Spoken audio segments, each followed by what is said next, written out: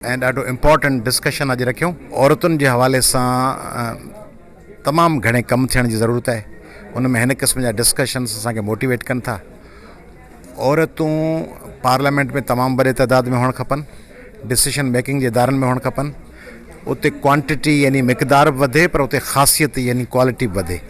जेके औरतूं असांजूं भेनरूं आहिनि, मुंहिंजी ख़्वाहिश हुई त जॾहिं फातिमा फुरड़ो जो वाक़ियो थियो, असांजी नंढड़ी ॿारड़ी या ॿिया इन क़िस्म जा मामला थियनि था, रिंकिल लता ऐं आशा खां वठी वेंदे फज़ीला सरकी ताईं, ऐं निमिरता खां वठी, नौशीन खां वठी, नायला रिंद खां वठी, कुरतुलैन खां वठी, समूरनि इशूज़ में असांजूं विमेन पार्लियामेंटेरियंस पंहिंजो किरदारु अदा कोन थियूं कनि।